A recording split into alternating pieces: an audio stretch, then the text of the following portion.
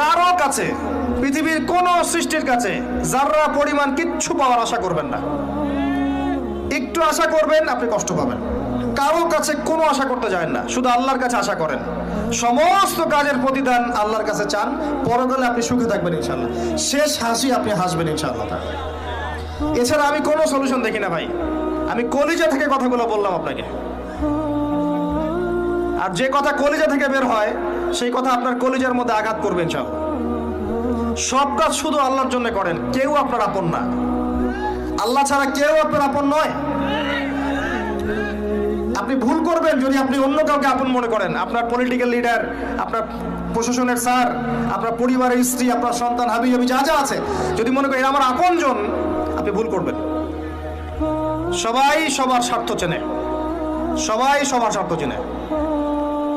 শুধু আল্লাহ আপনাকে নিঃস্বার্থভাবে ভালোবাসেন, আল্লাহ পাক স্বার্থ চান না।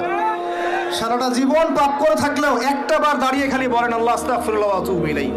মন থেকে বলেন আল্লাহ আমি ভুল করেছি, আল্লাহ আমাকে মাফ করে দাও। এক মুহূর্তের মধ্যে আল্লাহ পাক আপনার সমস্ত গুনাহগুলোকে নেকিতে পরিবর্তন করে দিবেন ইনশাআল্লাহ।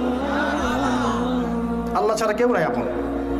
আল্লাহর জন্য খালেস করে ফেলেন নিজেকে, তার দ্বীনের জন্য চেষ্টা করেন। তার দিন আজকে অবহেলিত, তার দিন আজকে অপদস্থ। সারা বিশ্বের বুকে আজকে মুসলিমরা নির্যাতিত, নিপীড়িত। দিনকে এগিয়ে নেওয়ার জন্য কিছু করেন। আপনার ক্ষুদ্র ক্ষুদ্র প্রচেষ্টা ইনশাআল্লাহ আগামী দিন ইসলামের বড় বিজয় নিয়ে আসবে। দিনের জন্য খালাস করে ফেলেন নিজেকে। আপনার সময় আছে এখন, জ্ঞান অর্জন করেন, জ্ঞান অর্জন করেন, পড়াশোনা করেন, আলেম ওলামার কাছে গিয়ে ক্লাসিক্যাল বইগুলো পড়েন, প্রজেক্ট রেডি করেন, দাওয়াতি কাজ করেন, বই লিখেন, বক্তব্য দেন, দিনের জন্য করেন। আপনাকে আপনার দুনিয়া আল্লাহ গুছিয়ে দিবেন ইনশাআল্লাহ।